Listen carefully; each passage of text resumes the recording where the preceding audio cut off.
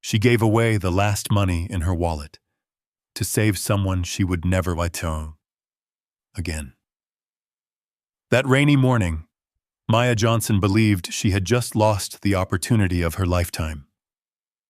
On her way to the most important job interview she had ever had, she stepped off a bus to help an elderly woman collapsed on the sidewalk.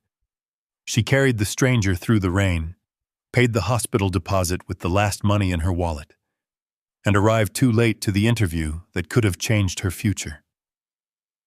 What Maya didn't know was that the woman she saved wasn't just a stranger, and the decision that seemed to ruin her life was about to open a door she never could have imagined. The morning air in the Bronx carried that sharp February bite that slipped through coats and settled into your bones. The sky was still pale, barely awake, and the sidewalks were damp from the night's thin drizzle. Steam rose from a subway grate nearby, twisting upward like a ghost drifting into the gray sky. Maya Johnson stood at the corner bus stop on East 167th Street, hugging a thin folder against her chest. Inside the folder were the most important papers of her life: her resume, her cover letter, and the one interview invitation she had waited 3 years to receive. She shifted her weight from one foot to the other, trying to keep warm. Her heels clicked lightly against the cracked sidewalk as she adjusted the sleeves of her navy blazer. The blazer wasn't new. It had once belonged to a thrift store rack on Jerome Avenue, hanging crooked on a plastic hanger for $12. But Maya had ironed it carefully the night before, smoothing every wrinkle like she was pressing hope into the fabric. To anyone else, it was just an old blazer. To Maya, it was armor. A bus roared past the intersection, splashing water across the curb. Maya instinctively stepped back, protecting the folder in her arms like it contained something fragile. In a way, it did. Across the street, a deli owner lifted the metal gate of his shop with a loud rattle. The smell of coffee and toasted bread drifted into the cold air. New York was waking up, but Maya had barely slept. Her mind had replayed the same thought all night. This interview had to work. It had to. 3 years of applications. 3 years of emails that began with the same polite sentence: "Thank you for your interest." 3 years of rejection. She closed her eyes for a moment and took a slow breath. The Harrison Capitol building stood in Midtown Manhattan, 40 stories of glass and steel reflecting the sky like a mirror. Maya had passed it before while riding the bus downtown for part-time jobs. Each time she saw it, she imagined herself walking through the front doors, not as a cleaner, not as a delivery worker, but as someone who belonged there. Today was the first time that possibility felt real. The number 15 bus turned the corner and pulled toward the stop with a deep mechanical sigh. Its doors opened with a hiss. Maya stepped aboard, holding the metal rail as she climbed up. The bus driver gave her a quick nod. "Morning." "Morning," Maya replied softly. She tapped her MetroCard and moved down the aisle. The bus was already crowded with early commuters, construction workers, nurses in scrubs, a man in a heavy winter coat asleep against the window. Life moving forward. Always moving. Maya found a narrow seat near the middle and sat carefully, keeping her folder balanced on her lap. Her fingers traced the edge of the paper inside. She had printed everything 3 times the night before at the public library. Just in case. Because people like Maya didn't get many chances. Outside the window, the Bronx rolled past in familiar layers. Brick apartment buildings, graffiti-covered storefront shutters, kids in oversized backpacks walking to school. She had grown up here, in a small 2-bedroom apartment 5 blocks away. The paint in the hallway always peeled in winter, and the heater clanked loudly like an old engine. But it was home. And inside that apartment right now was the reason Maya couldn't afford to fail today. Her mother. Clara Johnson. The strongest woman Maya had ever known. But illness had a way of making even strong people fragile. Clara had been coughing more lately.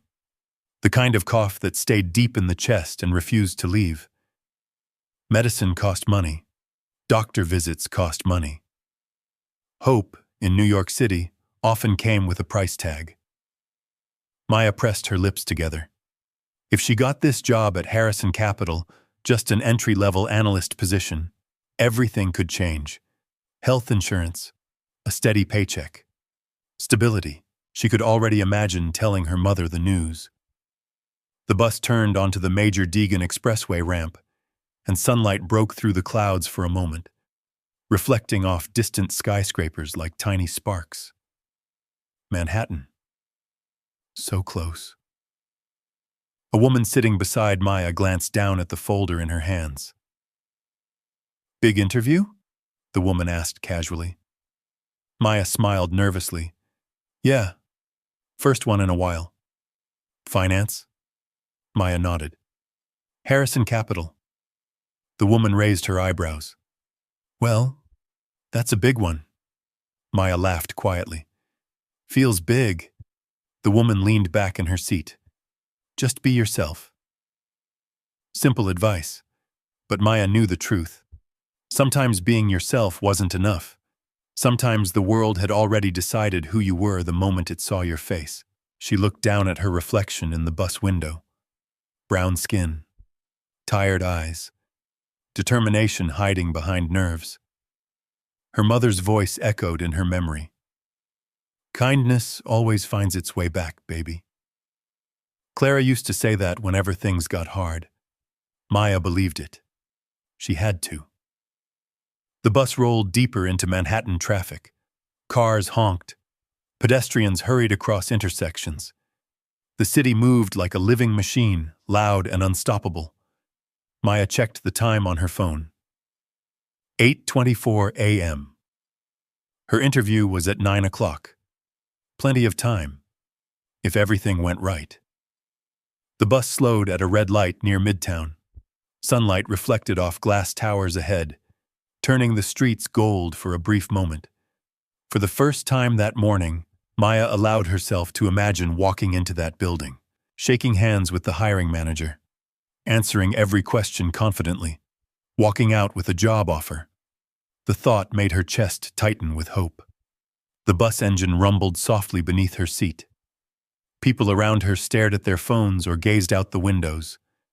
Another ordinary morning in New York City. But Maya had no idea that in just a few minutes, that ordinary morning would change everything. A decision, a moment, a stranger. And the kind of choice that could cost her the one opportunity she had fought years to reach. Because sometimes the biggest turning points in life arrive quietly, right in the middle of an ordinary bus ride. The bus moved slowly through the morning traffic, the engine humming like a tired heartbeat beneath the floor. Maya sat still, her hands folded carefully over the folder on her lap. Outside the window, Manhattan's skyline stretched higher with every passing block. Glass towers caught the early sunlight and scattered it across the streets like shards of gold. People around her barely looked up. A man in a gray coat scrolled through emails on his phone. Two college students whispered to each other while sharing headphones. A woman across the aisle balanced a coffee cup while flipping through paperwork. Everyone had somewhere to be. Everyone had a life already in motion. Maya watched them quietly. Sometimes she felt like she existed just outside that motion. Like the city was a river, and she had spent most of her life standing on the bank, watching other people drift toward their futures. But today felt different. Today she was finally stepping into the current. The bus jerked slightly as it turned onto a crowded avenue. Horns blared somewhere ahead. A delivery truck blocked one lane while a taxi driver leaned halfway out his window yelling at someone across the street. New York conversations. Fast, loud, unfiltered. Maya glanced at the time again. 8:27. Still good. She leaned her head lightly against the cool window and let her eyes drift across the passing streets. A bakery opened its doors, releasing the warm scent of fresh bread into the cold air. A man pushed a cart stacked with newspapers. Two construction workers laughed loudly while carrying coffee cups the size of soup bowls. It was strange how alive the city felt in the morning. For Maya, mornings had always been about survival. Her childhood in the Bronx wasn't the kind people turned into postcards. The apartment building where she grew up had peeling paint in the hallways and a broken elevator that seemed to stop working every winter. Her mother worked long shifts cleaning offices downtown, leaving before sunrise and returning after dark. Money was always tight, some months tighter than others, but Maya never forgot the way her mother carried herself through it all. Clara Johnson walked through the world with a quiet dignity that made even the hardest days feel manageable. She used to say something Maya had heard 1,000 times growing up. People might overlook you, baby, but never overlook yourself. At school, that lesson had been harder to believe. Kids noticed everything. They noticed Maya's thrift store clothes. They noticed the worn sneakers she tried to keep clean. And they noticed the color of her skin in classrooms where very few students looked like her. Sometimes the teasing was quiet. Sometimes it wasn't. But Maya learned early that the best way forward wasn't anger. It was persistence. She studied harder, worked longer, volunteered whenever she could. The bus rolled past a church on the corner of Lexington Avenue. A group of volunteers outside unloaded boxes of canned food from the back of a van. The sight made Maya smile slightly. Harlem Community Kitchen. She knew that place well. For the past 2 years, whenever she wasn't working part-time jobs or filling out applications, Maya spent evenings there helping serve meals to people who had nowhere else to go. Some of the volunteers thought she was crazy. "You've got your own problems," one man had told her once. "Why carry everybody else's too?" Maya never had a good answer for that, but she remembered one night clearly. A winter storm had hit the city, and the kitchen filled with people trying to escape the cold. Maya had stayed late washing dishes long after most volunteers went home. An older man sitting alone at the corner table had watched her quietly. Finally, he said something that stuck with her. "You know what makes the world better, kid?" Maya had shrugged. He pointed toward her, people who keep showing up. The memory warmed her slightly, even now. The bus slowed again at another intersection. Traffic lights glowed red through the morning haze. Steam from a nearby subway grate drifted across the street like a low cloud. Maya adjusted the sleeve of her blazer. Her reflection in the bus window stared back at her. 26 years old, 3 years out of college, 3 years of sending applications into the void. But she had never stopped believing something would change. Her phone buzzed lightly in her pocket. A message from her mother. Maya smiled as she opened it. "Good luck today, baby. Remember who you are?" Maya typed back quickly. "I will. Love you." She slipped the phone away and looked out the window again. Manhattan now surrounded them completely. Tall buildings pressed close on both sides of the avenue. Digital billboards flashed advertisements across entire walls. Yellow taxis slid through traffic like bright fish in a crowded river. The city looked powerful here. Confident. Unstoppable. For a moment, Maya felt very small inside it. A young black woman from the Bronx trying to step into a world that often pretended she didn't exist. She tightened her grip on the folder. No. She wasn't invisible. Not today. The bus moved forward again, inching toward Midtown. Maya's heartbeat matched the rhythm of the engine beneath her feet. Every block brought her closer to Harrison Capital, closer to the future she had imagined for so long. Around her, passengers continued their quiet routines, scrolling phones, sipping coffee, staring at the passing city. None of them noticed the way Maya sat a little straighter in her seat. None of them noticed the quiet determination in her eyes. And none of them knew that within the next few minutes, Maya Johnson would face a choice that would test everything she believed about kindness, sacrifice, and what truly mattered. A choice that would force her to decide between the life she had dreamed of and the life of someone she had never met. The bus slowed as it approached a busy midtown intersection. Traffic lights glowed red above the crosswalk. Cars stacked up bumper to bumper, their engines rumbling in frustration, while the city's morning rush pressed forward from every direction. Inside the bus, the passengers shifted impatiently. Someone near the back sighed loudly. Another man checked his watch. Maya glanced down at her phone. 8:31 a.m. Still enough time, if the bus kept moving. The driver tapped the steering wheel lightly while waiting for the light to change. Outside the window, pedestrians hurried across the street, coats pulled tight against the wind. Then something unusual caught Maya's eye. A small crowd had formed near the corner.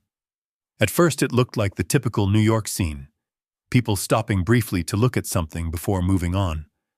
But the longer Maya looked, the stranger it seemed. The people weren't helping. They were just standing there, watching. The light turned green, but the traffic ahead barely moved. The bus crept forward slowly, inch by inch, until Maya could see what everyone was looking at. Her stomach tightened. On the sidewalk, just beyond the crosswalk, an elderly woman lay on the pavement. Her silver hair spread across the concrete like a pale halo. One of her shoes had slipped halfway off her foot, and a leather handbag lay open beside her, its contents scattered across the ground. A small prescription bottle had rolled a few inches away. The woman's hands trembled weakly as she tried to push herself up. But she couldn't. People stood around her in a loose circle. Some looked concerned. Others looked uncomfortable, but no one stepped forward. A young man held his phone up, recording. Two women whispered to each other while glancing down at the old woman. Someone said quietly, "She probably fell." Another voice replied, "Don't touch her. You could get sued." Maya felt a knot form in her chest. The bus rolled closer, stopping just yards from the scene. Through the window, she could now see the woman's face clearly, confused, frightened. Her lips moved, but Maya couldn't hear the words through the glass. The woman tried again to sit up, her arm shaking with effort before collapsing back onto the sidewalk. Still, no one helped. The bus driver muttered under his breath, "City's getting colder every year." A few passengers glanced toward the window but quickly returned to their phones. New York had its own rhythm. People learned not to get involved. It was safer that way. Maya checked the time again. 8:33 a.m. Her interview was less than 30 minutes away. The Harrison Capitol building was only a few blocks from here. She could already see the tops of the glass towers down the avenue. Her fingers tightened around the folder. 3 years of waiting. 3 years of hoping. One interview. Outside, the elderly woman tried to speak again. Maya strained to read her lips. The words looked slow and uncertain. "Where? My son." The woman's voice was too faint to hear from inside the bus. But Maya could see the panic in her eyes. A breeze swept across the intersection, lifting the edge of the woman's coat slightly. The fabric looked expensive. Wool, maybe cashmere. But that didn't matter now. Right now, she was just an old woman lying alone on cold concrete. Maya's heart began to beat faster. Around her, the bus remained silent. No one moved. The young man kept filming. One woman stepped around the scene and continued walking as if nothing had happened. Maya felt the weight of the moment pressing against her chest. Her mother's voice drifted through her memory again. "Kindness always finds its way back." Maya swallowed. The bus doors remained closed. The driver watched the street, waiting for traffic to move. Maya looked down at her phone. 8:34. If she stayed on the bus, she would arrive at Harrison Capitol early. She could walk into that towering building with confidence. She could sit across from the hiring manager and finally step into the future she had spent years chasing. Everything she wanted was only minutes away. But outside the window, a woman lay helpless on the sidewalk, ignored, alone. Maya felt her chest tighten painfully. What if that were her mother? What if Clara Johnson had collapsed on a street corner somewhere and everyone simply walked past? The thought made her stomach twist. The bus began inching forward again. Another few seconds and they would pass the intersection completely. Maya's heartbeat pounded in her ears. Her mind raced. Someone else will help. Someone has to, right? But when she looked again, no one had moved. The woman on the sidewalk whispered something again, her voice lost in the noise of the street. "Where is my son?" The young man filming laughed quietly with someone beside him. That sound snapped something inside Maya. She stood up. The sudden movement caused the folder on her lap to slip slightly, and she grabbed it quickly before the papers could fall. The bus driver glanced at her through the mirror. "Next stop's not for another block," he said. Maya hesitated. Her eyes flicked toward the window again. The elderly woman's hand trembled weakly against the pavement. Maya's heart made the decision before her mind could stop it. "Please," she said to the driver. "Can you open the door?" The driver looked at her, then at the scene outside. He understood immediately. "You sure about that?" he asked quietly. Maya nodded. The driver pulled the lever. The bus doors hissed open. Cold air rushed inside. Maya stepped toward the exit. Behind her, a passenger spoke up. "You're gonna miss wherever you're going." Maya paused for half a second. She looked down at the folder in her hands. Harrison Capital. Her future. Everything she had worked for. Then she looked back toward the sidewalk, toward the trembling old woman lying alone. Maya took a slow breath and stepped off the bus. Cold air rushed against her face as her heels touched the pavement. Behind her, the bus doors closed with a soft mechanical hiss, and the large vehicle slowly pulled back into traffic. For a brief moment, Maya stood still in the middle of the sidewalk. The city roared around her, car horns, footsteps, engines, but everything inside her felt strangely quiet. Her interview was only a few blocks away. All she had to do was keep walking forward. But instead, she turned toward the small crowd gathered on the corner. People shifted slightly as Maya approached, the loose circle widening just enough for her to see the woman clearly. The elderly woman looked fragile up close. Her silver hair was slightly tangled, her pale face flushed from the cold. One gloved hand trembled against the concrete while the other clutched weakly at the fabric of her coat. Her breathing sounded shallow, and her eyes looked lost, completely lost. Maya knelt beside her without thinking. "Ma'am," Maya said gently, "can you hear me?" The woman's eyes moved slowly toward the sound of Maya's voice. For a moment, confusion clouded her gaze. Then her lips parted slightly.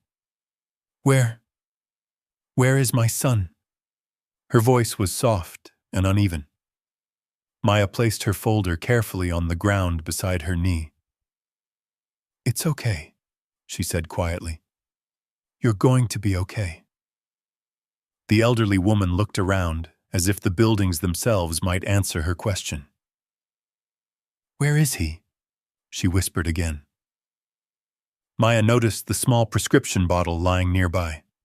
She reached for it and glanced at the label. The print was tiny, but the name on it wasn't familiar.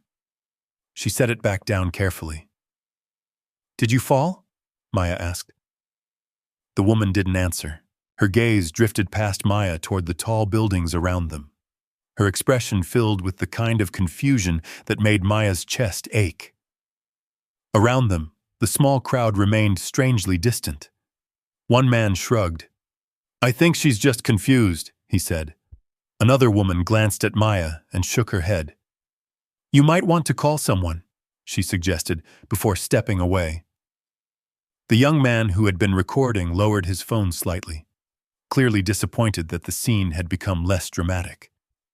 Maya ignored them. She gently took the woman's hand. The glove was cold. Do you know your name? Maya asked softly. The woman blinked slowly. My son, she murmured again. The words drifted away like a thought she couldn't quite hold on to.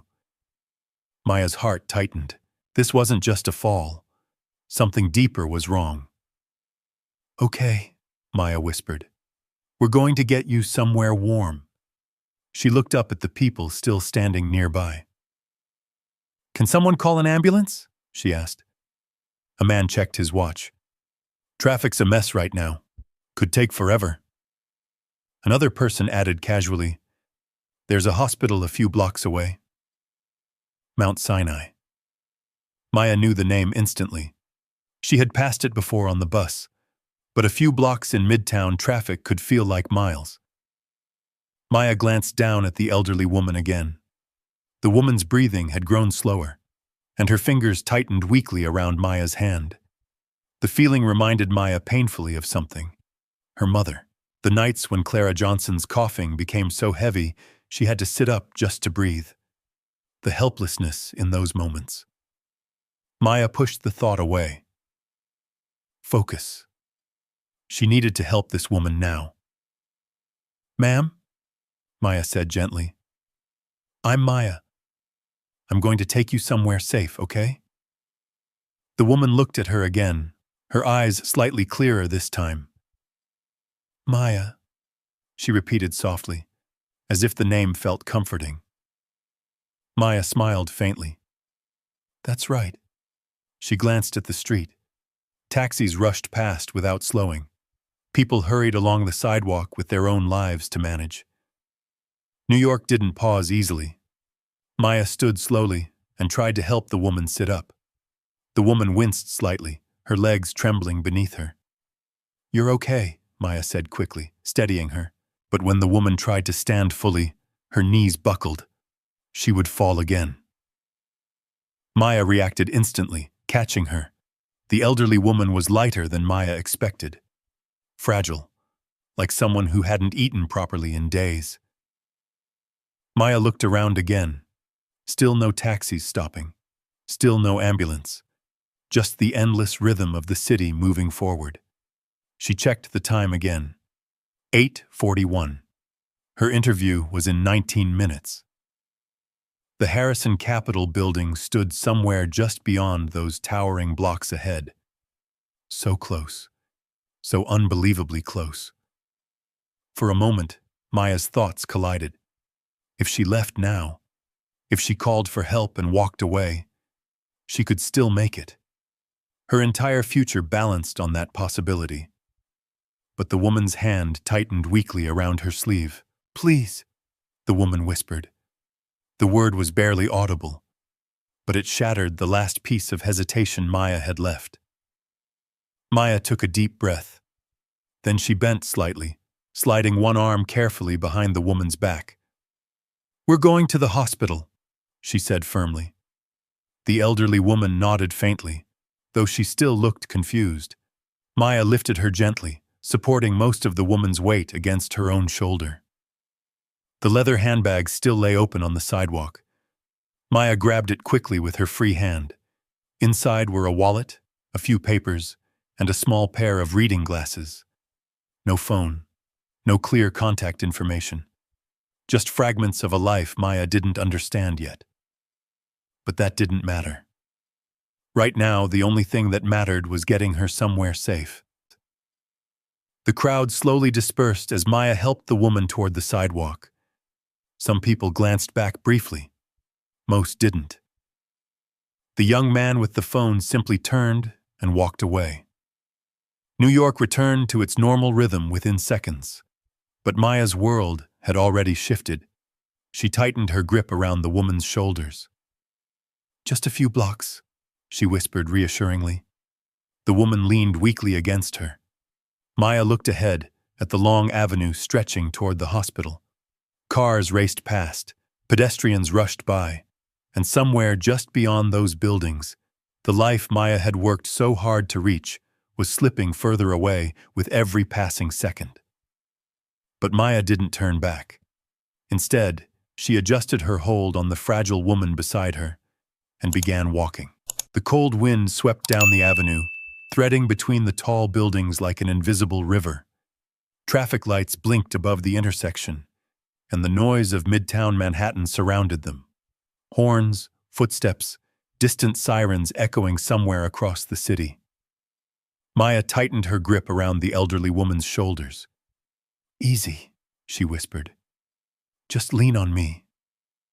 The woman's weight rested unevenly against her side. She was lighter than Maya expected, but every step felt uncertain. Her legs trembled with each movement, and Maya could feel the faint shaking through the thick fabric of her coat. They moved slowly down the sidewalk. People passed them without stopping. Some glanced briefly at the strange sight. Young woman in a worn navy blazer helping an elderly stranger along the crowded street. But most kept moving, their attention pulled back toward their own destinations. New York had a way of teaching people to keep walking. Maya focused on the rhythm of her steps. One step, then another. Her heels clicked softly against the pavement, though the sound was uneven now. The careful polish she had applied to her appearance that morning was beginning to fade beneath the strain of the moment. Her blazer sleeve brushed against the woman's coat, collecting faint drops of drizzle that had begun falling again. The sky above the buildings had turned a dull gray. "Are you okay?" Maya asked gently. The woman's head tilted slightly. "Cold," she murmured. Maya nodded. "We'll get you somewhere warm soon." They reached the corner of another intersection. The traffic light blinked red, and pedestrians gathered along the curb, waiting to cross. Maya adjusted her stance, keeping the woman steady while they paused. A man beside them glanced over. "Hospital's that way," he said casually, pointing down the block. "Thank you," Maya replied. The man nodded once and then returned to his phone. The light turned green. The crowd surged forward across the crosswalk. Maya moved with them carefully, guiding the elderly woman through the flow of bodies and umbrellas. Each step felt heavier now. Her arms were beginning to ache, but she kept going. Halfway across the street, the woman spoke again. "My son." Her voice sounded distant, as though she were searching through fog. Maya looked at her. "We'll find him," she said softly.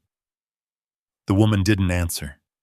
Her gaze drifted toward the buildings around them, confusion clouding her face again. Maya felt a pang in her chest. Whatever had happened to this woman, she was clearly lost, truly lost. They reached the other side of the street, and Maya paused briefly to catch her breath. She glanced down at her phone. 8:52. Her interview had already started. For a moment, the realization hit her like a quiet wave. The meeting room at Harrison Capital would be filling with candidates now. People in perfect suits. People who had arrived early. Prepared. Confident. Exactly the kind of people companies like Harrison Capital expected. Maya closed her eyes briefly. That door was probably closing already. But the woman beside her shifted slightly, and Maya pushed the thought away. Focus. The hospital. Just a little farther. They continued down the block. Rain began to fall more steadily now, tapping softly against the pavement and the glass windows of the storefronts lining the street. A taxi passed them, then another. Neither slowed. Maya lifted her free hand and tried to signal one, but the drivers were already carrying passengers, or they simply didn't notice. Her arms were burning now. The woman leaned heavily against her shoulder, her steps growing weaker. Maya felt the strain spreading through her back. Still, she kept moving. They passed a cafe where people sat inside drinking coffee, the windows fogged from the warmth within. The smell of roasted beans drifted into the damp air. For a moment, Maya imagined stepping inside, resting. But she didn't stop. Another block. Just one more. Finally, the familiar hospital sign appeared ahead. Mount Sinai. The white letters stood out against the gray sky, glowing faintly through the drizzle. Relief washed through Maya. "We're almost there," she whispered. The woman nodded weakly. They reached the hospital entrance, where sliding glass doors opened automatically, with a quiet whoosh. Warm air rushed over them. Inside, the lobby buzzed with movement. Nurses walking quickly down hallways, patients checking in at the front desk, the low murmur of conversations blending with the distant beeping of medical equipment. Maya helped the woman toward the reception counter. "Excuse me," Maya said breathlessly. A nurse behind the desk looked up. "Yes?" "This woman collapsed outside," Maya explained quickly. "She's confused. I think she needs help." The nurse immediately stepped around the counter. "Let's get her seated." Within seconds, another staff member brought a wheelchair. The elderly woman sank into it gratefully, her eyes half closed. Maya stepped back slightly, her arms finally relaxing after the long walk. For the first time since leaving the bus, she allowed herself to breathe fully. The nurse began asking questions. "Do you know her name?" Maya shook her head. "I just found her on the sidewalk." The nurse nodded. "Okay, we'll take it from here." Two orderlies gently pushed the wheelchair toward the emergency intake area. As they disappeared through the hallway doors, the elderly woman turned her head slightly. Her eyes found Maya again. For a brief moment, clarity returned to her gaze. She reached out weakly. "Maya." The sound of her name startled Maya. "You remembered," Maya said softly. The woman smiled faintly before the staff guided her through the doors. Then she was gone. The hospital lobby returned to its normal rhythm. Phones rang, voices echoed, footsteps moved quickly across the polished floor. Maya stood alone near the reception desk. Her clothes were damp, her hair slightly out of place. The folder she had carried so carefully that morning was still clutched in her hands. She glanced down at her phone again. 9:07 a.m. The interview at Harrison Capital had ended 20 minutes ago. Maya stared at the screen for a long moment. Outside the hospital windows, Manhattan continued moving forward as if nothing unusual had happened. But Maya knew something had changed. Something quiet. Something permanent. Because somewhere inside this hospital, a stranger was alive because she had stopped to help. And somewhere across the city, the opportunity Maya had spent 3 years chasing had just slipped quietly out of reach. Maya stood in the hospital lobby, the quiet realization settling over her like the slow fall of snow. For several seconds, she didn't move. The automatic doors behind her slid open and closed as people entered from the street. Paramedics pushing stretchers, families rushing inside, nurses returning from quick coffee breaks. Life flowed through the hospital the way it flowed everywhere in New York. Fast, urgent, unstoppable. But Maya felt as if time had paused around her. She looked down at the folder still in her hands. The edges were slightly damp from the rain. The crisp pages inside, her resume, her cover letter, the carefully printed invitation email from Harrison Capital, suddenly felt heavier than paper. They felt like a life she had almost touched. Almost. A nurse's voice broke through her thoughts. "Miss?" Maya looked up. A receptionist behind the intake desk was watching her. "Did you come in with the elderly patient just now?" "Yes," Maya said quickly. "I found her outside." The receptionist nodded. "They're evaluating her now." Maya exhaled slowly. "That's good." The receptionist hesitated slightly, glancing at the screen in front of her. "There's just one thing," she said.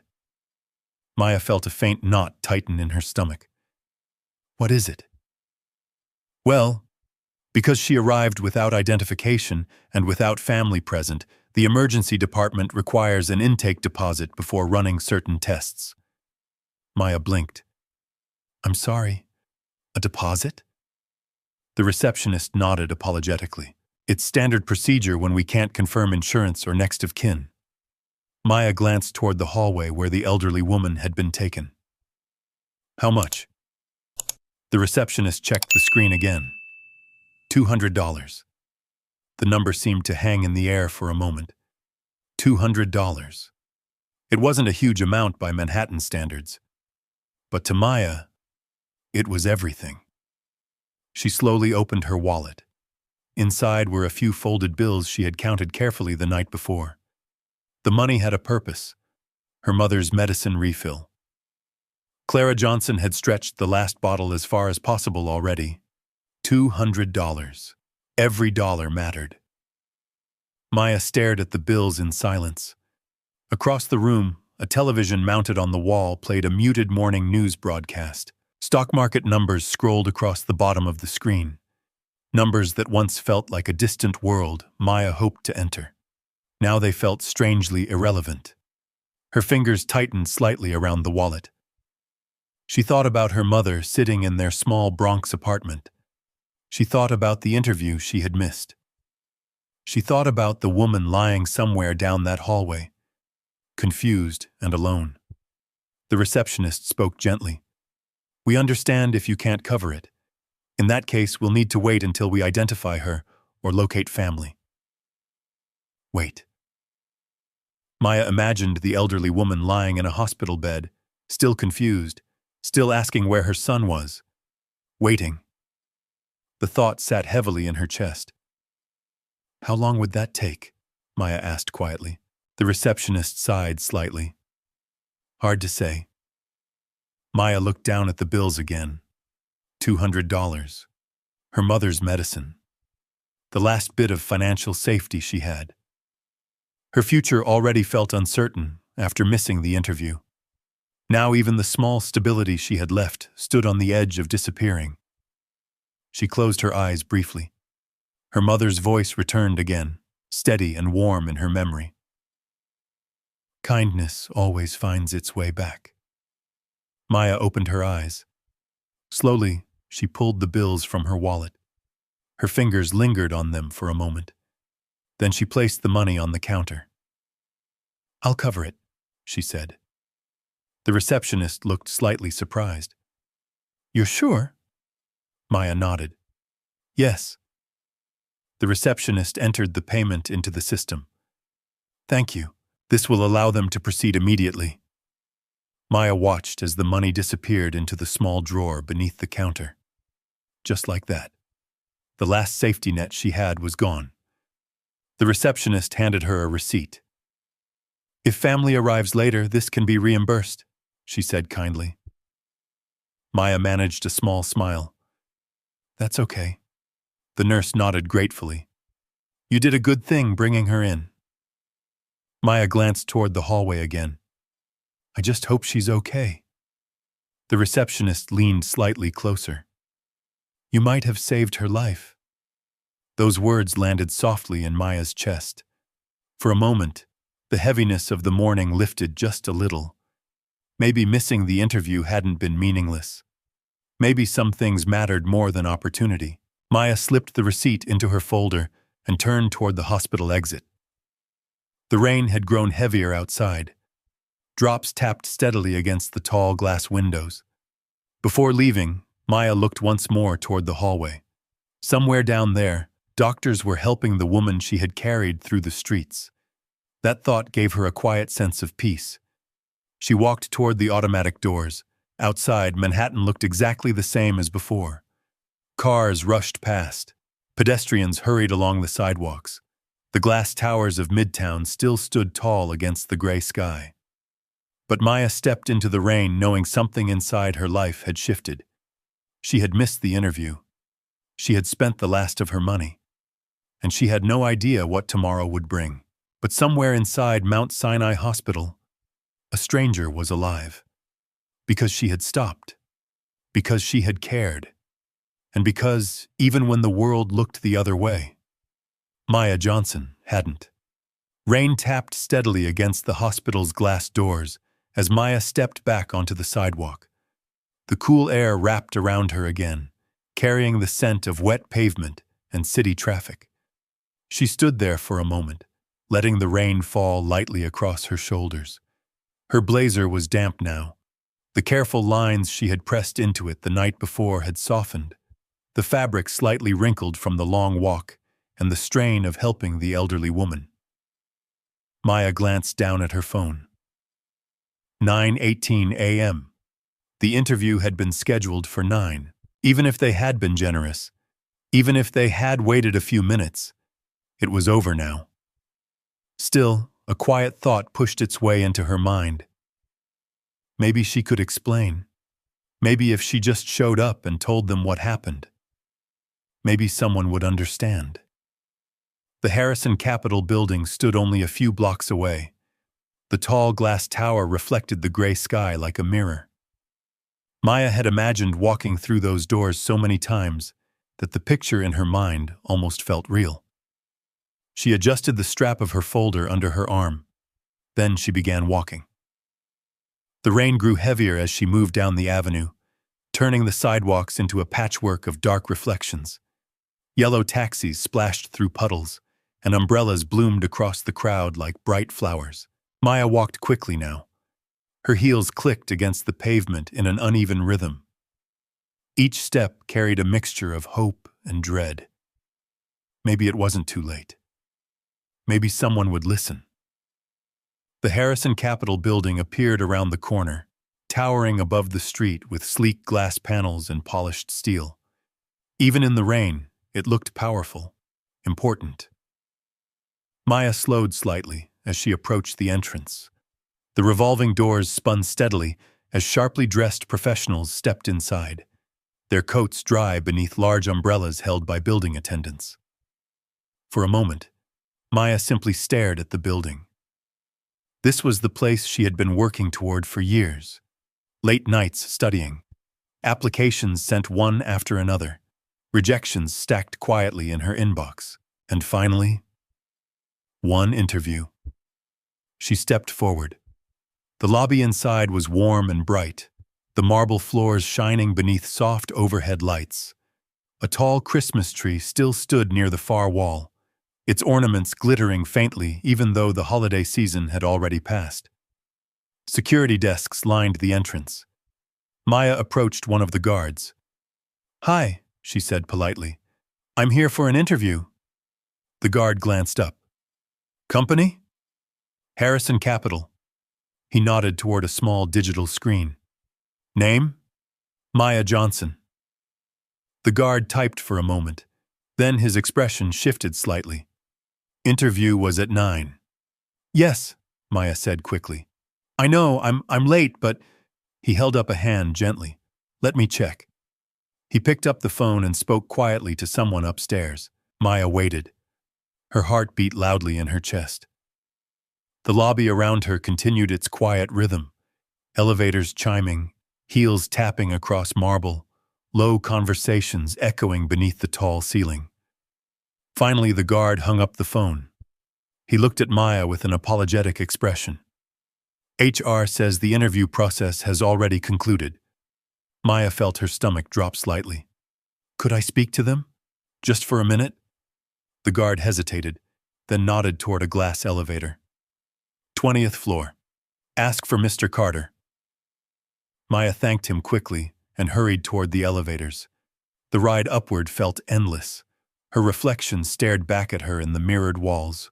Wet hair, tired eyes, blazer slightly wrinkled from the rain. She looked nothing like the confident candidates who had probably sat in the interview room earlier that morning. The elevator doors opened with a soft chime. The 20th floor was quiet and polished, lined with glass offices overlooking the city skyline. A receptionist looked up as Maya approached. "Can I help you?" "I'm here to see Mr. Carter," Maya said. The receptionist studied her for a moment. "Do you have an appointment?"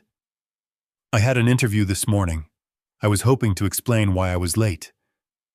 The receptionist hesitated, then made a quick call. A minute later, a tall man in a dark suit stepped out of one of the offices. "Mr. Carter." His expression was sharp and impatient, like someone who valued time above all else. "Yes?" he said briskly. Maya stepped forward. Mr. Carter, my name is Maya Johnson. I had an interview scheduled this morning. I'm very sorry I'm late. There was an emergency on the street and Mr. Carter looked her up and down. His eyes lingered briefly on the damp blazer and rain-speckled shoes. Miss Johnson, he interrupted, our interviews began promptly at 9. I understand, Maya said quickly, but an elderly woman collapsed on the sidewalk. I had to help her get to the hospital. Mr. Carter's expression didn't change. In this industry, he said calmly, people who respect opportunity show up on time. The words felt colder than the rain outside. I know, Maya said softly, but she needed help. No one else was. Miss Johnson. His voice cut through her explanation. We had dozens of candidates this morning. Many of them arrived early, prepared, professional. He gestured slightly toward her clothes. Unfortunately, the position has already been offered. Maya felt her chest tighten. Please, she said quietly. I just need a chance to explain. Mr. Carter shook his head. The decision has been made. He turned slightly toward the receptionist. Security will escort Miss Johnson out. For a moment, the hallway fell completely silent. Maya stood there, the words settling over her like heavy rain. 3 years of effort, 1 morning, and now a door closing quietly in front of her. A security guard approached gently. Ma'am, he said kindly, I'll walk you downstairs. Maya nodded slowly. She didn't argue. There was nothing left to say.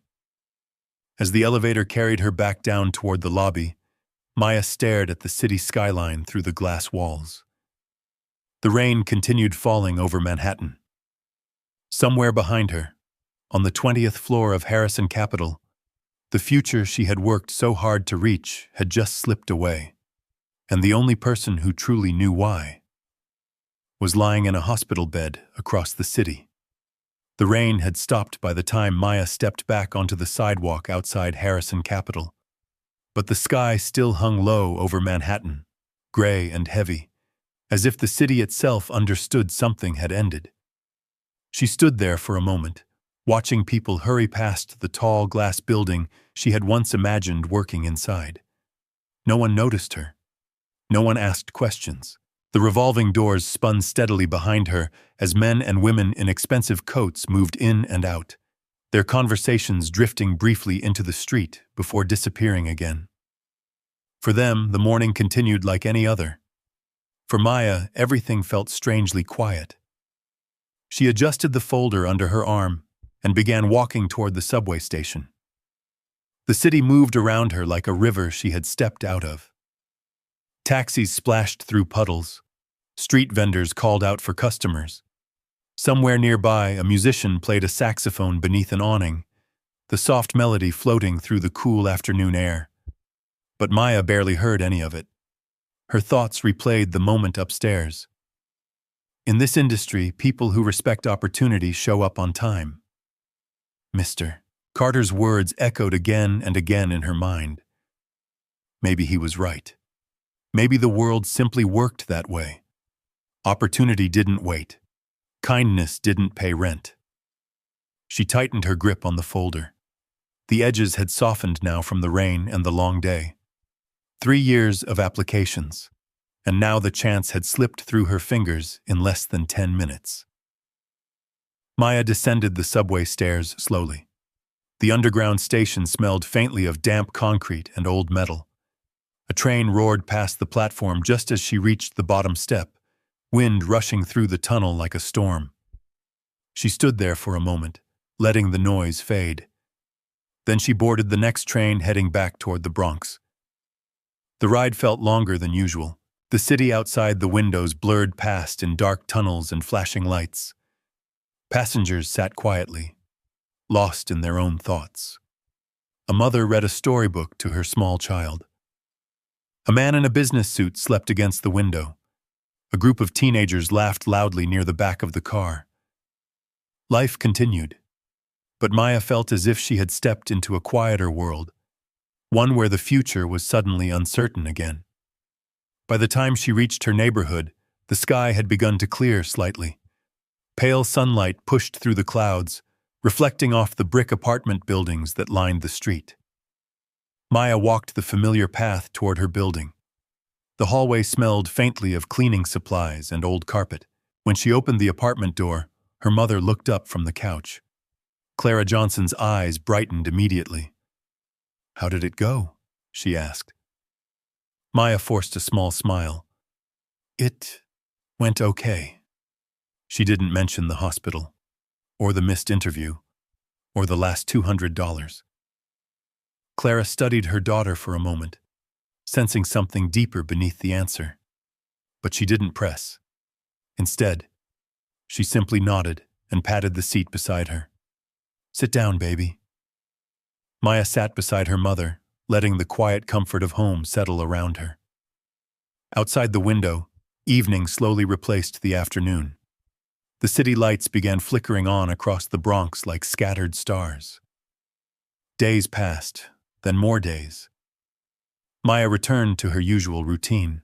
She helped her mother around the apartment, picked up extra shifts washing dishes at a small diner on Webster Avenue, and continued volunteering at the Harlem Community Kitchen whenever she could.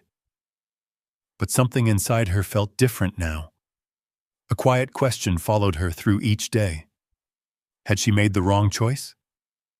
Sometimes, late at night, she replayed the moment at the bus stop. If she had stayed on the bus, if she had looked away like everyone else, she might be sitting in a glass office right now. But every time the thought came, another image followed. The elderly woman's trembling hands, the fear in her eyes, and the way she had whispered Maya's name in the hospital hallway. 2 weeks passed. Spring began slowly pushing winter away. The air grew softer. Trees along the sidewalks showed the first small hints of green. One evening, Maya finished her shift at the diner and walked home beneath the warm glow of streetlights. Her phone buzzed in her pocket. At first, she assumed it was a reminder from the community kitchen or a message from a coworker. But when she looked down at the screen, she stopped walking. The email address made no sense. Daniel.Harrison@harrisoncapital.com. Her heart skipped slightly. The subject line was short. Request to meet. Maya stared at the message for several seconds before opening it. The email was brief. "Miss Johnson, I would like to invite you to meet with me tomorrow morning at the Harrison Capital headquarters. Please report to the penthouse office at 10 a.m.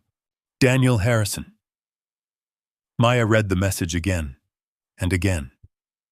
Daniel Harrison, the CEO of Harrison Capital. Her heart began beating faster. None of it made sense. Why would the CEO of a major financial firm want to meet someone who had already been turned away at the door? For a moment, she wondered if it was some kind of mistake, or worse, a cruel joke. She looked up at the quiet Bronx street around her. Cars rolled slowly past. A group of neighbors talked outside a small grocery store. Everything looked ordinary, but the message glowing on her phone screen felt anything but ordinary. Maya slipped the phone back into her pocket and continued walking home. Inside the apartment, her mother noticed her expression immediately. "What happened?" Clara asked. Maya hesitated. Then she handed her mother the phone. Clara read the email slowly. When she finished, she looked up at Maya with a calm expression. "Well," she said softly, "what do you think it means?" Maya shook her head. "I have no idea." Clara smiled gently. "Maybe," she said, "God saw what you did that day." Maya looked down at the phone again. Tomorrow morning she would return to the same building where she had been turned away. But this time, she would be walking into the penthouse office of the man who owned the entire company, and she had no idea what waited for her there. Maya barely slept that night. The email from Daniel Harrison stayed open on her phone screen long after midnight, its short message glowing softly in the dark room. She read it again and again, hoping that somehow the meaning would reveal itself. But it never did. By morning, the Bronx was waking under a pale sky streaked with thin clouds. The air carried the quiet promise of spring, though the wind still held the last chill of winter. Maya stood in front of the small mirror in her bedroom, adjusting the same navy blazer she had worn 2 weeks earlier. She had ironed it again the night before, carefully, almost ritualistically. The fabric still carried faint signs of that rainy morning, tiny creases she couldn't completely smooth away, but it was the best she had. Behind her, Clara Johnson sat at the small kitchen table sipping tea. "You nervous?" her mother asked gently. Maya gave a small laugh. "I don't even know what this meeting is about." Clara smiled. "Sometimes the best things in life start that way." Maya wasn't sure she believed that. 2 weeks ago, uncertainty had cost her the biggest opportunity of her life. Still, the email had come directly from the CEO. That alone made it impossible to ignore. She grabbed her folder again, though this time it held only her resume and the printed email invitation, and slipped on her coat. "I'll call you when I'm done," Maya said. Clara nodded. "And remember," she added softly, "whatever happens, you already did the right thing." Maya held her mother's gaze for a moment. Then she stepped out into the morning light. The subway ride felt strangely familiar. The same rumbling train, the same blur of tunnels and stations, the same gradual rise toward Manhattan. But the feeling inside Maya was different now. 2 weeks earlier, she had ridden this same route filled with hope and expectation. Today, she rode it with quiet curiosity and a little fear. When she stepped out onto the midtown streets again, the city looked brighter than she remembered. The sky had cleared overnight, leaving behind crisp sunlight that reflected off the glass towers lining the avenues. Morning traffic moved steadily. People hurried past with coffee cups and briefcases, their conversations blending into the steady hum of the city. Maya walked slowly toward Harrison Capitol. The tall building stood exactly as it had before, 40 stories of polished glass rising confidently above the street. For a moment, she paused on the sidewalk across from it. 2 weeks ago, she had left this place feeling smaller than she had in years. Today, she was being invited back by the man who owned it. She crossed the street. The revolving doors turned smoothly as she stepped inside. The lobby felt just as grand as she remembered. Marble floors gleaming beneath high ceilings, soft lighting reflecting off polished steel railings. But this time, the security guard recognized her immediately. "Miss Johnson?" he said with a polite nod. Maya blinked slightly. "Yes," he smiled. "Mr. Harrison is expecting you." The guard handed her a visitor badge without asking for identification. "Penthouse level," he added. Maya nodded quietly. "Thank you." The elevator ride felt different this time, too. Instead of stopping on the 20th floor like before, the elevator continued rising past it, past 30, past 35. Finally, the doors opened onto a quiet hallway lined with dark wood panels and tall windows overlooking the city. A receptionist greeted her with a warm smile. "You must be Maya." Maya nodded again. "Yes." "Mr. Harrison is ready for you." The receptionist gestured toward a pair of tall glass doors at the end of the hall. Maya walked slowly toward them. Her heart beat louder with every step. The doors opened softly as she approached, and suddenly she was standing inside the largest office she had ever seen. The room stretched wide across the top of the building, surrounded by floor-to-ceiling windows. Central Park spread out in the distance like a patch of deep green against the skyline.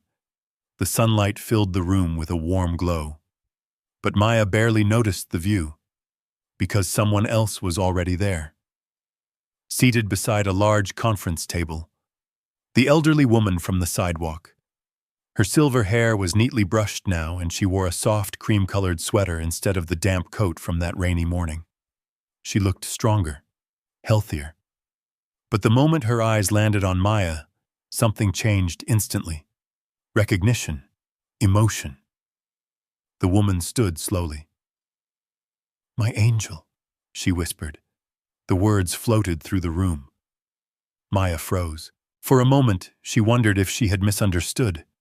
But the woman stepped closer, reaching out gently for Maya's hand. "My angel," she said again, her voice trembling slightly. "You came back." Maya stared at her in stunned silence. Across the table, another man stood. He was tall, composed, dressed in a tailored suit that seemed to belong naturally in a room like this. His presence carried the quiet authority of someone used to being listened to. Daniel Harrison, the CEO. He watched Maya with a thoughtful expression. The room fell completely silent. And Maya suddenly realized something. The meeting she had been invited to had nothing to do with an interview. It had everything to do with the woman standing in front of her, the woman she had carried through the rain, the woman who now looked at her with tears quietly forming in her eyes.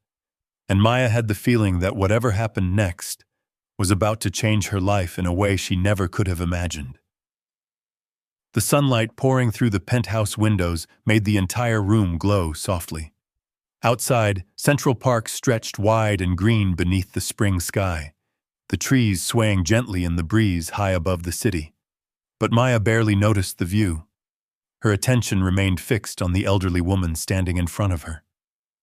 Up close, the woman looked completely different from the fragile figure Maya had carried through the rain 2 weeks earlier.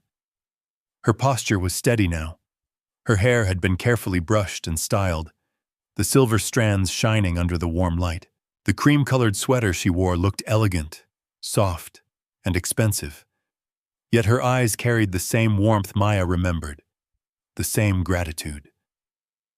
"My angel," the woman said again softly, holding Maya's hand with surprising strength. Maya felt a wave of emotion rise unexpectedly in her chest. You're okay," Maya said. The woman nodded gently.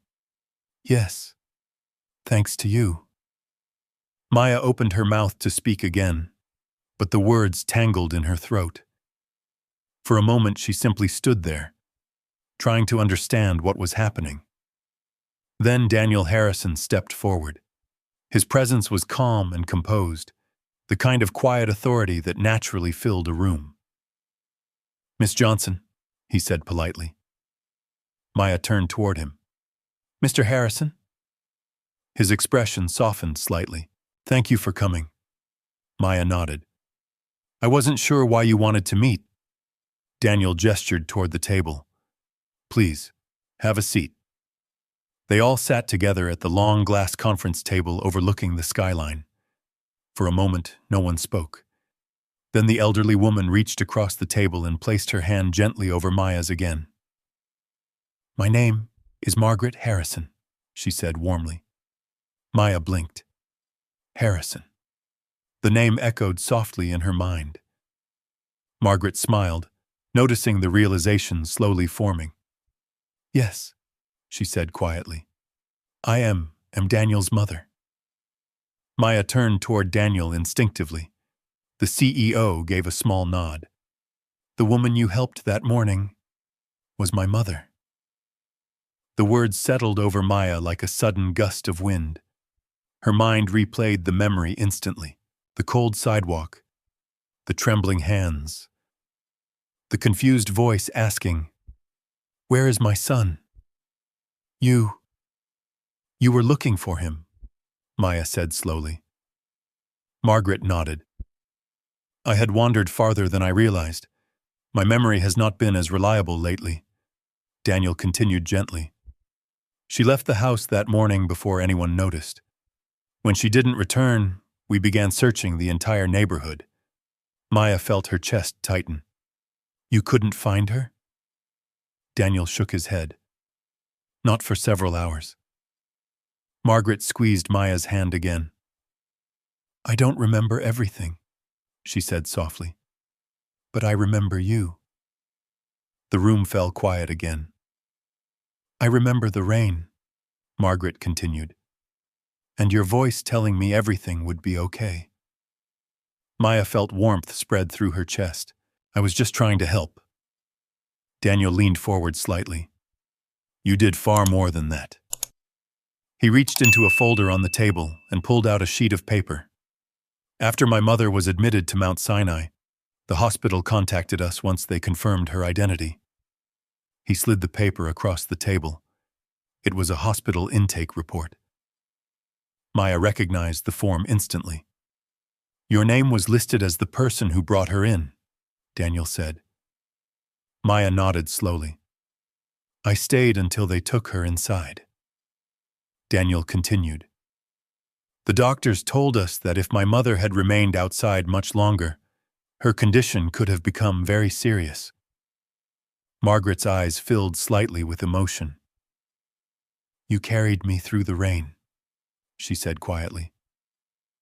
Maya looked down at the table. I couldn't just leave you there. Daniel watched her carefully. That morning, our security team reviewed nearby traffic cameras to understand what happened. He tapped the paper lightly. We saw the entire sequence. Maya's heart beat a little faster. You saw it? Daniel nodded. The bus, the crowd standing around, and you stepping off to help when no one else did. He paused for a moment. You even carried her several blocks. Maya remembered the weight in her arms, the cold rain, the endless traffic rushing past. I just did what anyone would do, she said softly. Margaret shook her head immediately. No, she said gently. Not anyone. Daniel leaned back slightly in his chair. And then we learned something else. Maya looked up again. Daniel's expression grew more serious. You were supposed to be here that morning, he said. Maya's breath caught. Yes, she admitted quietly. My interview. Daniel nodded. With Harrison Capital. He glanced briefly toward the city skyline behind her. When we discovered that you missed the interview because you were helping my mother, he paused. We also learned what happened when you arrived late. Maya felt the memory rush back. The hallway. Mr. Carter's cold voice. Security escorting her out. Daniel's jaw tightened slightly. Mr. Carter informed us of your visit. Maya looked down at the table again.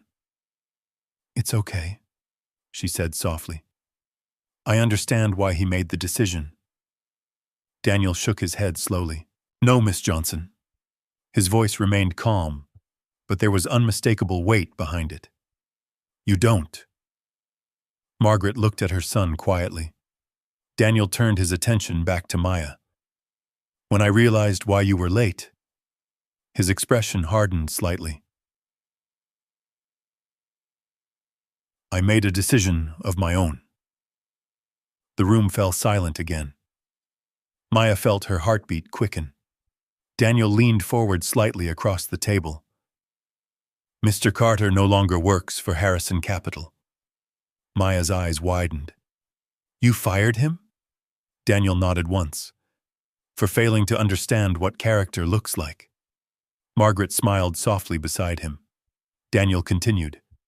Because sometimes the most important qualifications a person has, he looked directly at Maya, don't appear on a resume. Maya sat completely still. The skyline shimmered behind her through the tall glass windows, and she suddenly realized something. This meeting was only the beginning. The room remained quiet for several seconds after Daniel Harrison's words. Outside the penthouse windows, the city stretched endlessly in every direction. Steel towers, moving traffic, tiny figures crossing streets far below. From this height, New York looked almost peaceful, but inside Maya's chest, her heartbeat had become loud again. She was still trying to process everything she had just heard. The woman she had helped was the mother of the CEO. The interview she had missed had cost someone else their job instead. And now she was sitting in a penthouse office that looked out over the entire city. It felt unreal. Margaret Harrison squeezed Maya's hand gently. "I've been asking about you for days," she said. Maya looked at her with surprise. "You remember?" Margaret nodded slowly. "At first my memory was foggy. The doctors say stress can do that at my age." She smiled faintly. "But one thing stayed clear." Her eyes softened. "The young woman who carried me through the rain." Daniel leaned back slightly in his chair. "My mother woke up the next morning asking the same question repeatedly." He glanced toward Margaret with quiet affection. She kept asking the nurses where the girl with the warm voice had gone. Maya felt a small lump rise in her throat. "I didn't think you'd even remember my name." Margaret chuckled softly. "Oh, I remembered more than that." She looked toward Daniel. "I told him the girl's name was Maya." Daniel nodded. "That's when we began looking." Maya blinked. "You looked for me?" Daniel slid a thin tablet across the table. The screen displayed a paused video. "Security footage," he explained. Maya leaned forward slightly. The video showed the intersection where the bus had stopped that morning. The image was grainy, taken from a traffic camera high above the street. But the scene was unmistakable. The crowd, the woman lying on the sidewalk, and Maya stepping off the bus. She watched silently as the video continued. The moment she knelt beside Margaret. The moment she helped her stand. The moment she wrapped an arm around her shoulders and began walking through the rain. Maya felt her face warm slightly. "I didn't know anyone saw that." Daniel nodded. "New York has cameras everywhere." He tapped the screen again. "We traced your route from the intersection to the hospital." The video shifted to another camera angle showing the hospital entrance. There was Maya again, wet, exhausted, helping Margaret through the sliding doors. The footage ended. Daniel set the tablet aside. "You disappeared after that." Maya nodded. "I had already missed the interview." Daniel studied her for a moment. "You didn't tell the hospital staff who you were helping?" Maya shook her head. "I didn't know who she was." Margaret smiled warmly. "That's exactly the point." Daniel folded his hands on the table. "Miss Johnson, in my line of work, people do things for a reason." His voice was calm but thoughtful. "Most favors come with expectations." He paused briefly. "But you helped my mother without knowing who she was, and without expecting anything in return." Maya shrugged slightly. "She needed help." Margaret laughed softly. "You make it sound so simple." Maya hesitated before answering. "My mother raised me that way." Daniel nodded slowly. "Yes, we learned that." He opened another folder and slid a document toward her. Maya glanced down. It was a hospital receipt. $200. Her stomach tightened slightly.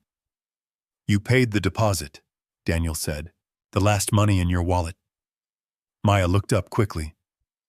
"How did you know that?" Daniel smiled faintly. "The hospital told us." Margaret's eyes filled with quiet emotion again. "You gave away the money meant for your own family." Maya shook her head quickly. "It wasn't like that. I just thought someone needed to help." Daniel's expression softened. "And that is exactly why we asked you here today." The sunlight shifted slightly across the table as a cloud passed over the city. For a moment, the room felt even quieter. Daniel stood slowly and walked toward the window.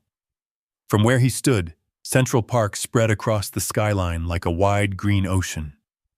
He turned back toward Maya. "When you missed that interview 2 weeks ago," he said calmly, "you probably thought you had lost something important." Maya gave a small, honest nod. "Yes." Daniel smiled slightly. "But what actually happened?" He stepped closer to the table again. "Is that you showed us exactly who you are." Maya felt her heartbeat quicken again. Daniel placed both hands on the table. "You didn't lose an opportunity, Miss Johnson." He looked directly at her. "You proved something far more valuable." Margaret squeezed Maya's hand again, her eyes shining with quiet pride. And in that moment, Maya realized that whatever Daniel Harrison was about to say next was going to change everything. The sunlight shifted again across the penthouse floor, casting long reflections across the glass table. The city outside continued its endless motion, tiny cars sliding through intersections, distant sirens echoing faintly between skyscrapers. But inside the room, everything felt suspended. Daniel Harrison looked at Maya with the calm focus of someone who had spent a lifetime making important decisions. Yet there was something different in his eyes now. Not calculation, respect. "You gave my mother something that day," Daniel said quietly. Maya blinked. "I only helped her get to the hospital." Daniel shook his head slowly. "No," he paused. "You gave her dignity."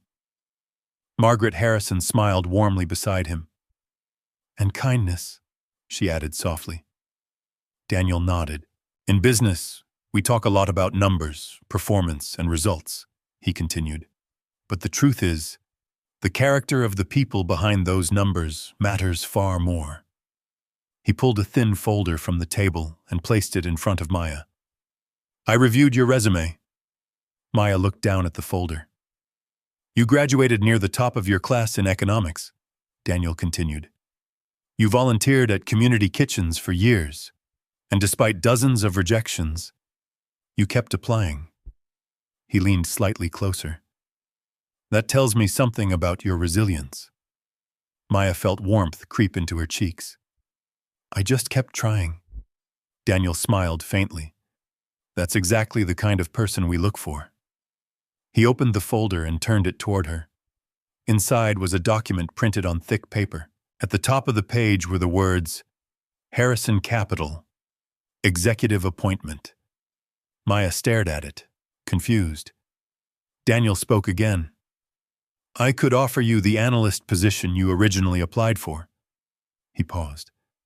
"But after everything we learned about you," he gently slid the document closer, "I believe you are capable of something much greater." Maya's heart began beating faster. She glanced down at the title printed in bold letters, Director of Community Impact. Her eyes widened. I don't understand," she whispered. Daniel folded his hands. "Harrison Capital runs several charitable initiatives throughout New York City. Housing programs, food support, educational scholarships." He gestured toward the skyline outside. "But the truth is, those programs have never had the leadership they deserve." Margaret nodded gently. "We need someone who understands people," she said. "Someone who knows what real compassion looks like." Daniel continued. "This position would place you in charge of expanding those programs across the city." Maya looked up, stunned. "Me?" Daniel smiled. "Yes." Her voice came out barely above a whisper. "I've never led something like that before." Daniel leaned back slightly. "Leadership can be taught," he said calmly, "but character cannot." Margaret squeezed Maya's hand again. "And you already have that." Daniel turned another page in the folder. "The position includes a full salary, medical benefits," he paused briefly, "and health coverage for your immediate family." Maya felt her breath catch. "For my mother?" Daniel nodded. "Yes." Her vision blurred slightly as emotion filled her eyes. "For everything you did for my family," Margaret said softly. "It's the least we can do for yours." Maya tried to speak but couldn't find the words. Daniel added gently, "There's one more thing." He slid a small envelope across the table. Inside was a set of keys. "A house in Queens recently became available through one of our community development projects," he explained. We'd like you and your mother to have it." Maya stared at the keys as if they might disappear. A house. Not an apartment with broken elevators and peeling walls. A real home. Her hands trembled slightly as she picked them up. Tears rolled quietly down her cheeks. "I don't know what to say." Margaret stood and wrapped her arms gently around Maya. "Just promise me one thing," she whispered. "What?" "Keep being the girl who stopped to help." Maya nodded through her tears. "I will." Daniel extended his hand across the table. "Welcome to Harrison Capital, Miss Johnson." Maya shook his hand slowly. The skyline glittered behind them as the afternoon sun broke fully through the clouds. 1 year later, the community kitchen in Harlem looked very different. New equipment filled the kitchen. More volunteers moved through the room. And a new program helped elderly residents across the city receive meals and medical assistance. At the center of it all stood Maya Johnson, Director of Community Impact. Margaret Harrison visited often, sitting at one of the small tables and watching with quiet pride. Sometimes she would smile and say the same words to the volunteers who asked how Maya got there. "She's the girl who carried hope." And every time Maya heard those words, she remembered that rainy morning in Midtown. The moment she stepped off a bus. The moment she chose kindness over opportunity. Because sometimes the smallest act of compassion can change an entire life. If this story touched your heart, take a moment to share your thoughts. Kindness has a way of traveling farther than we ever imagine. If this story touched your heart, take a moment to share your thoughts. Kindness has a way of traveling farther than we ever imagine. And I'm curious about something. If you believe the world needs more moments like this, comment kindness. Sometimes the smallest comments tell the biggest stories. And if you enjoy real stories about courage, compassion, and unexpected life moments, make sure you subscribe to the channel, because the next story might surprise you even more. Thank you for watching, and I'll see you in the next story.